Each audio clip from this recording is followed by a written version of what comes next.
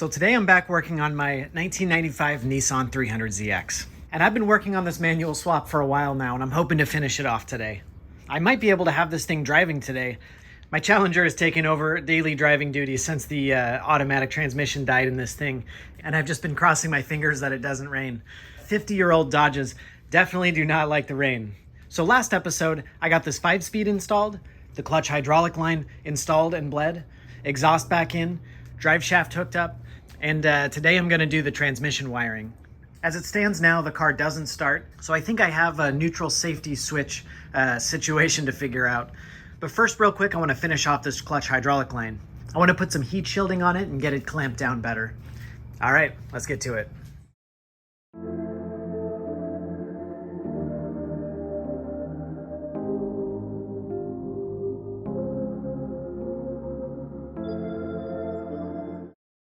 All right, I got this guy all wrapped in kind of like wire loom sleeve stuff.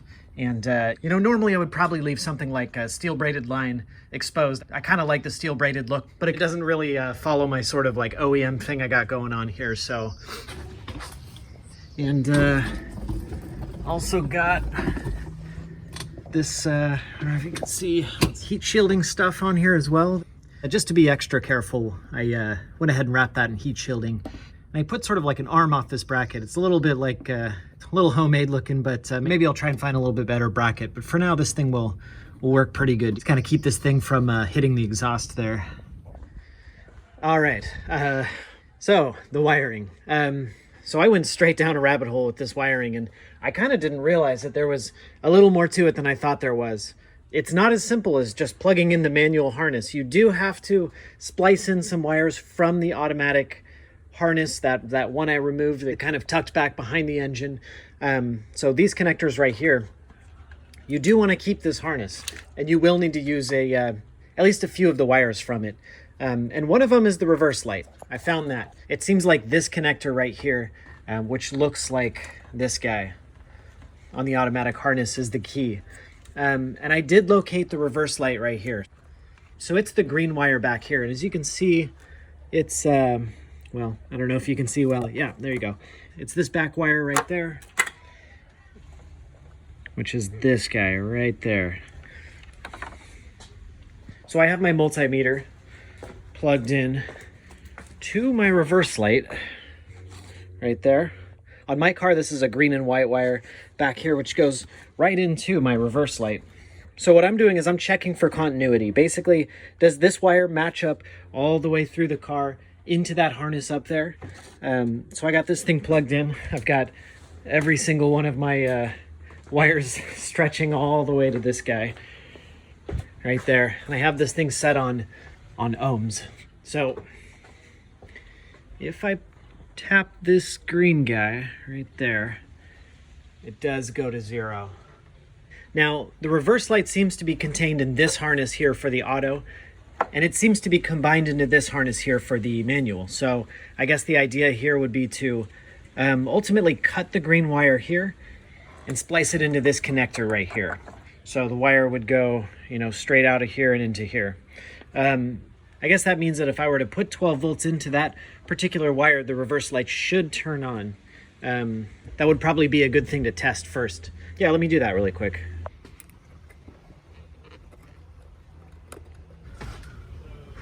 All right, I got a good connection there. A little sketchy, but that's okay. All right, let's take a look back here. Ah, awesome. Okay, so that is definitely the reverse light. So it's this green wire right here on this harness. Plug this. So I'm gonna go ahead and cut this harness because I know I'm gonna have to use some of these wires here.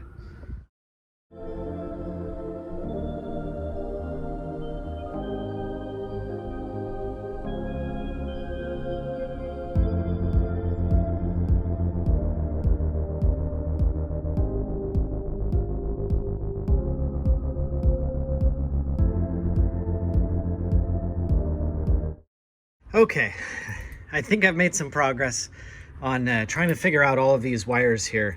So of course I have the reverse light settled. That one's pretty easy. Just needs to be spliced into the old harness. And the other thing that needs to be carried over from the automatic to the manual is a neutral safety switch. It's my understanding that the neutral safety switch is something that has to work for the car to start. You can, of course, permanently turn it on or connect it or whatever, jumper it. So your car will start with or without the clutch pedal pushed in. But I think I'll go ahead and hook it up and make it work like factory. There is a second neutral switch on the transmission itself. That detects when the shifter is in neutral like that, you know. So if it's in gear, it's gonna release that sensor, but once it goes into neutral, that should, I don't know if that makes continuity or if it breaks the continuity, but that serves a different purpose, and we'll deal with it later. So on the clutch pedal itself, from what I understand, one switch is to detect if the clutch pedal is in, which means the car is in neutral. The other one is to detect if the clutch pedal is in so that it can stop cruise control if you're using it. And I definitely do want to wire that one in as well. So I'm going to grab my multimeter, test a few of these wires to see if I can make sense of some of them, maybe trace them back to their sources.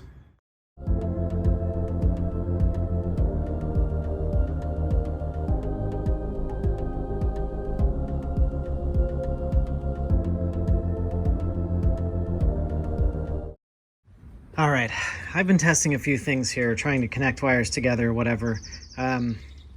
Nothing seems to be working. Seems like any sort of research I do to try and find some sort of wiring diagram or I guess a wiring guide just either sends me to a broken link or, you know, all of the pictures are missing because, you know, over time picture links get broken. And, you know, I did print out the wiring diagrams. Seems like this guy goes into the auto. It has something to do with it. I certainly see the manual stuff here, but to me it doesn't seem like it gives you a good route to plug in the wires or anything clear anyway. So the only sort of like, you know, specific guide I found was one that said to just bypass the entire automatic neutral safety switch at the starter relay. And I guess it's in the wheel well or inside the fender, supposedly. It's kind of crazy, but you know, it's probably some sort of like a security thing. So I guess the method is to jack up the car, pull off your wheel, and take out this inner fender liner so you can get access to it. Cross a couple of wires and we might be in business. All right, well, let's jack up the front end and we'll see what we can do.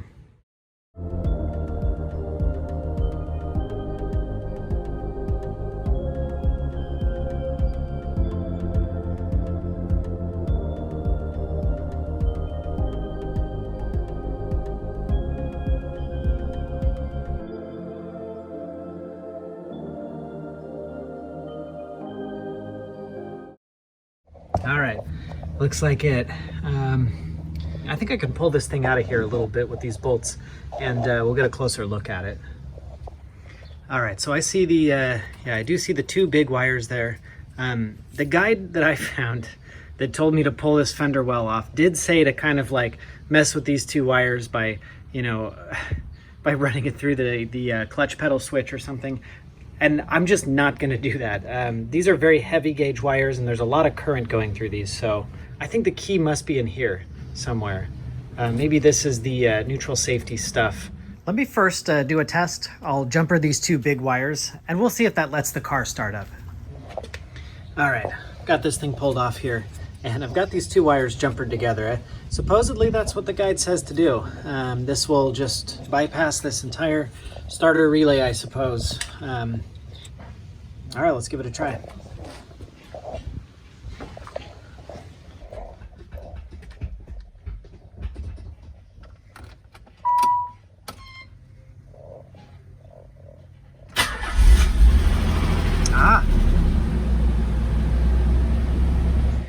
Awesome. Okay, it works. It starts. And the transmission at least goes into first gear and the clutch does work. So that's super good news. That's a huge relief. So I guess at this point I can go ahead and just make something a little bit more permanent here and jumper this, basically just bypass this this whole starter relay. But it got me thinking maybe I can kind of keep the wiring a little bit, I guess a little closer to OEM. And I can just wire those two small wires. I got it all rigged up here. Basically those two small wires, the white one and the brown one, this just fires that relay. And you can see here, if I've got one side wired into power, the other side I tap onto ground. and you can hear this thing click over. So I'm actually going to repurpose these 2 wires here. I'll wire those guys into my clutch switch. That way it'll function like OEM, meaning that it won't start unless the clutch is pushed in. So basically, I just need to make a little power wire circuit that gets broken by the clutch switch. But I did remember that there's a black wire here, which is a power wire coming out of this unused harness for the automatic transmission. And it does have good 12 volt power on ignition only. So I think I'm gonna go ahead and just use that guy. And I'll just route a wire from this one up and around into my fender well there. And I'll route it into the clutch pedal as well. Yeah, I don't see why not.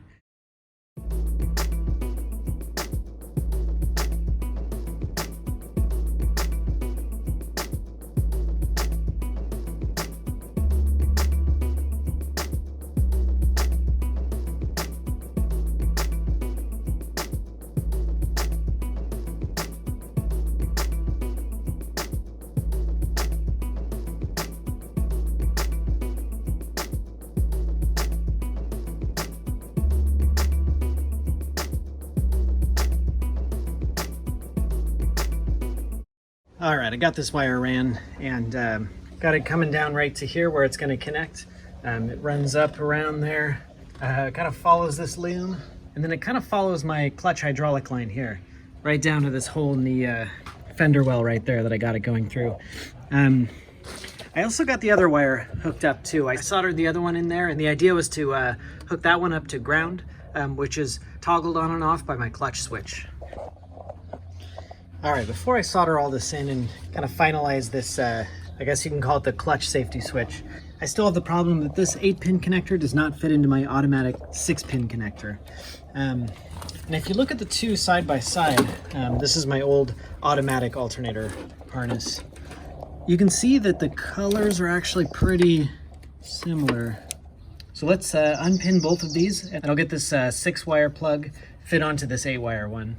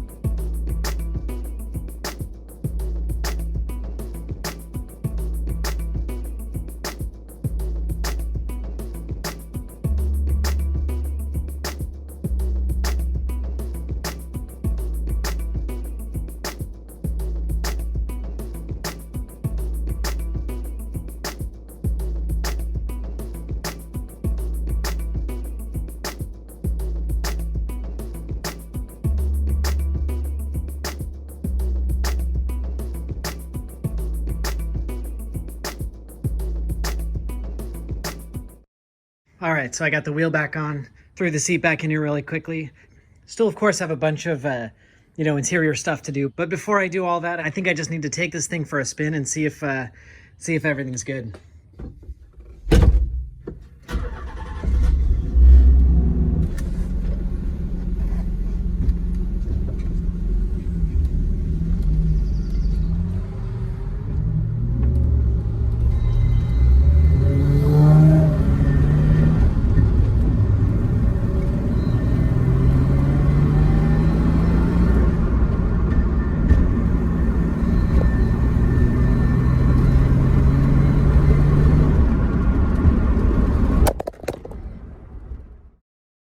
All right, so I'm back from my test drive, and everything went good. It ran really good, and it seemed to go through all 5 gears perfectly fine. So that's a huge relief, because this was kind of a mystery transmission, and it seemed like it was okay, but you never know for sure until you actually go through the gears in these things. So one thing about driving an automatic, it always seems like to me it kind of cushions engine weirdness or any sort of like acceleration weirdness. And now that I have this manual, which to me kind of feels like it has a more direct connection to the engine, I can tell that the engine's running a little bit down on power maybe, or a little bit weird. I have a few guesses as to why that might be. I do have a very noisy fuel pump, so I'm wondering if maybe there's some fuel issues or something like that. But it does run shifts really well, so I'm happy to say that the swap was a success. Now, I'm always bad at breaking in clutches, but I do want to do it this time. So I definitely want to go very, very easy, you know, shifting and try and drive this thing, you know, to work and back through traffic. Basically, put a few hundred miles of like lots of stop and go, like easy shifting on this thing before really stomping on it. So as hard as it's going to be, I'm going to go ahead and baby this thing for a while to make sure that the clutch and the flywheel get seated, you know, and broken in properly. Awesome. It just feels so good to see that stick shift in there.